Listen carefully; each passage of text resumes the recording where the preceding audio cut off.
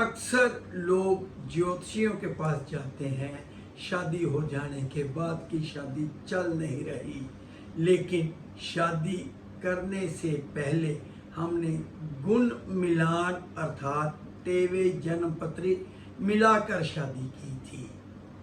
तो मैं लाल किताब में इस बारे में क्या लिखा है आज आपको बताऊंगा। मैं जगमोहन महाजन अपने YouTube चैनल पर आप सबका स्वागत करता हूं, अभिनंदन करता हूं और आप सबको वेलकम कहता हूं।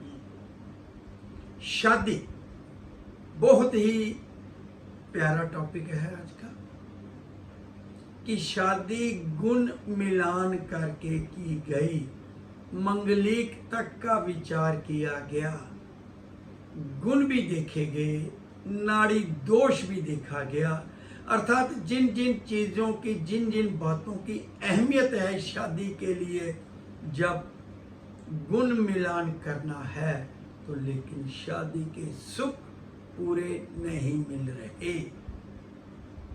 तो यहाँ आपकी सहायता करती है लाल किताब। लाल किताब में शादी को लेकर बहुत सारी बातें लिखी गई हैं, हर ग्रह से संबंधित।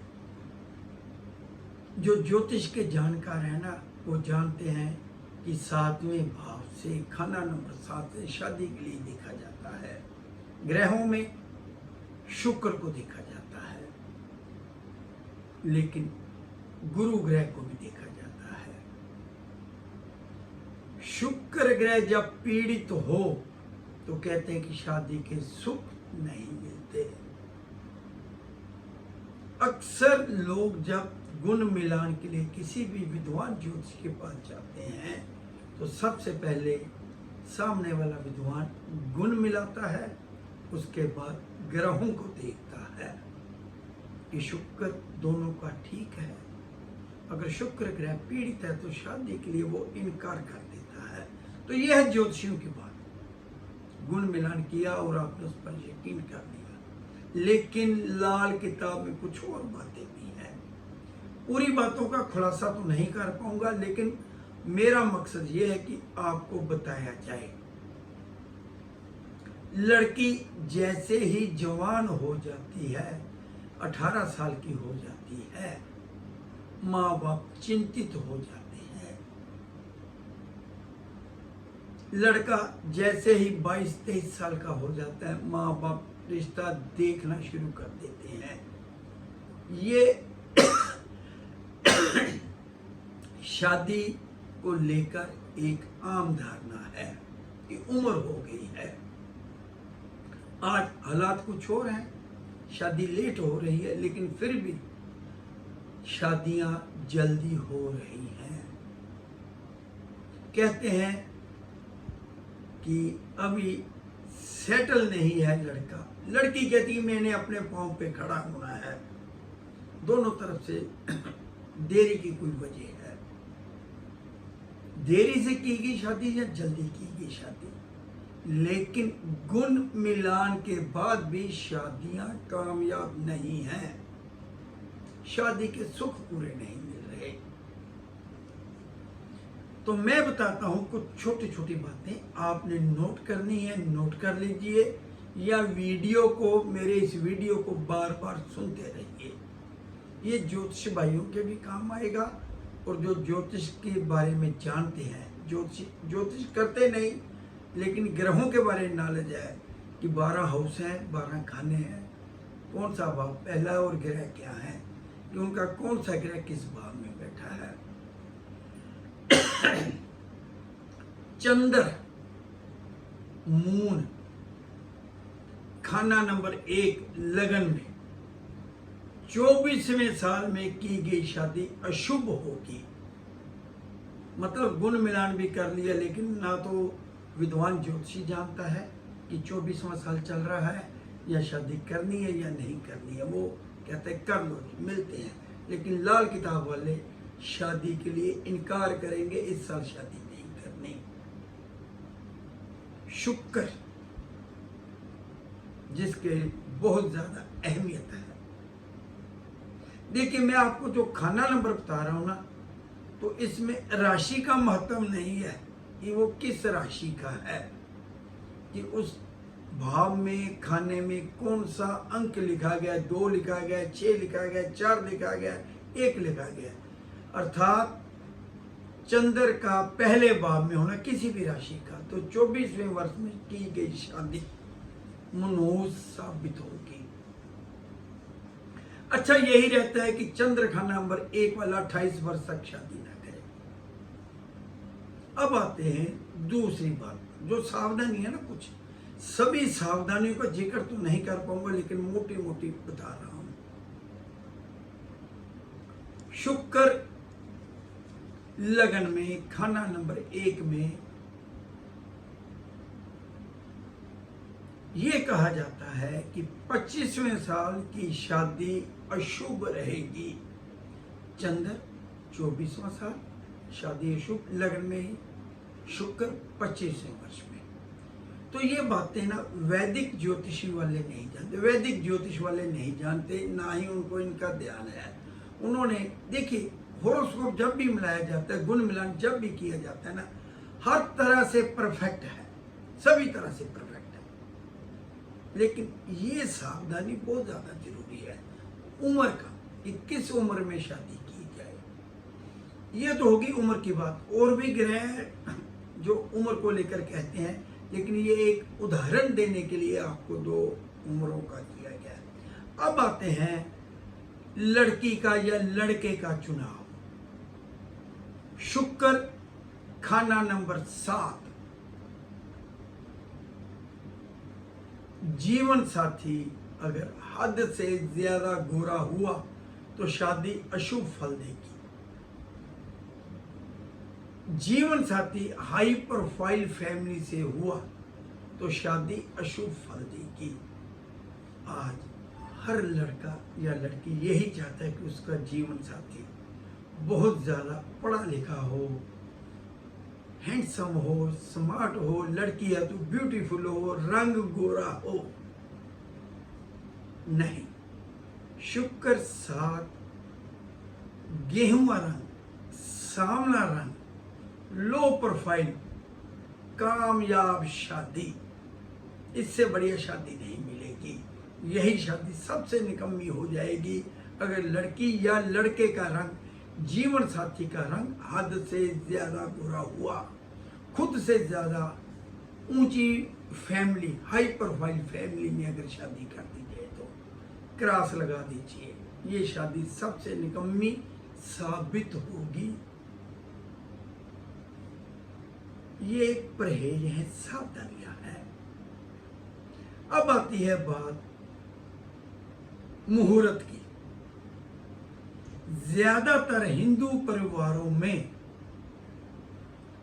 रात के समय शादी की जाती है।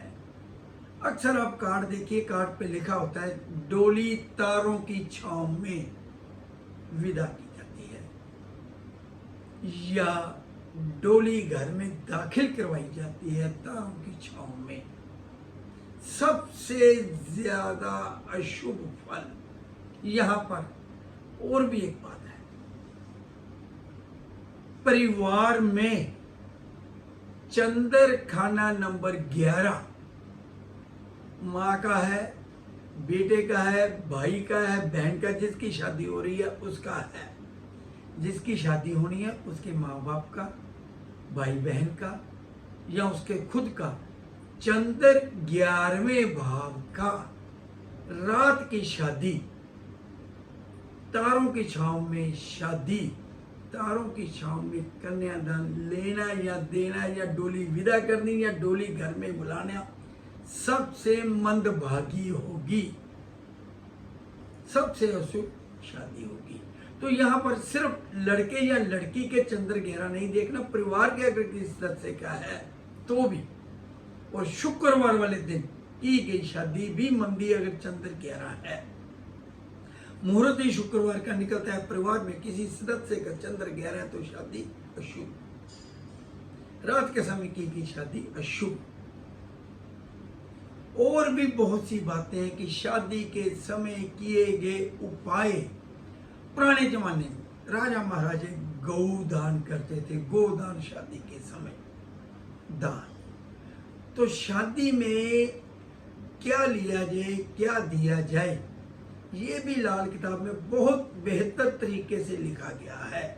शादी के समय किए जाने वाले उपायों का भी बहुत महत्व। देखिए, चैप्टर बहुत बड़ा हो जाएगा, जिसे मैं यूं कहूं कि इस चैप्टर को समझाने के लिए शादी का कम से कम 3 घंटे के वीडियो बनाने पड़ेंगे। आज अगर 10-15 मिनट का बनाता हूँ, कल और बनाऊंगा, परसों और बनाऊंगा, उसके बाद और बनाऊंगा, तो आप बोर हो जाएंगे। आज ज्योतिषियों को तो जिज्ञासा होगी कि ये चीज हमें बहुत अच्छी मिली है। आम पब्लिक, आम साधारण व्यक्ति कई बार ये भी नहीं जानता होता कि उसका ग्रह कौन सा किस भाव में है। देखिए, बहुत सारे ज्योतिषी यूट्यूब पर आते हैं, बहुत सारे ज्योतिषी फेसबुक पर आते हैं, बहुत सारे ज्योतिषी इंस्टाग्राम पर आते हैं, सोशल मीडिया पे आते हैं।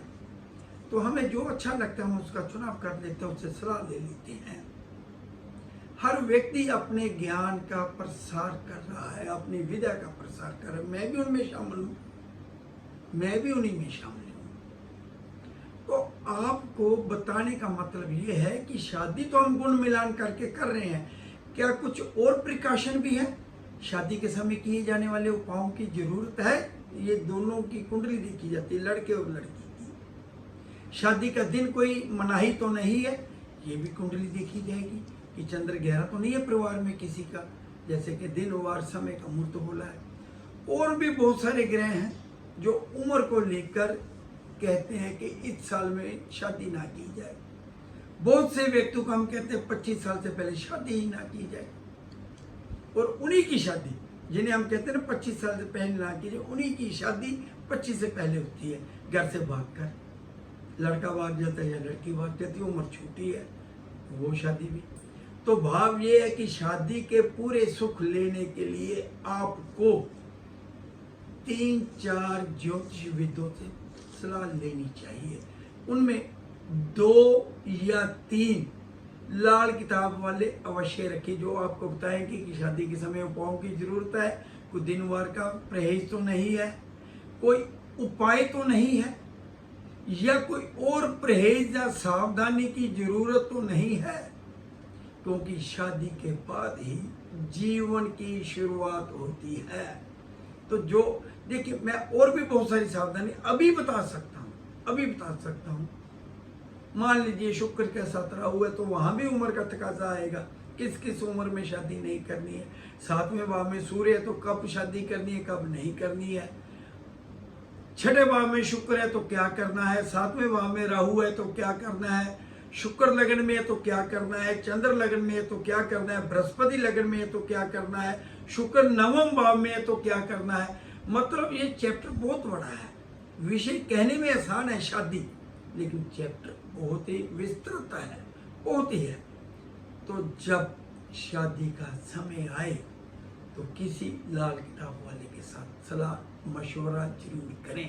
तो मेरे साथ बने रहने के लिए मैं आप सबका धन्यवाद करता हूँ, और जिन्होंने मेरे इस चैनल को अभी तक सब्सक्राइब नहीं किया तो सब्सक्राइब करें, ताकि नोटिफिकेशन नई वीडियो की उन्हें मिलती रहे।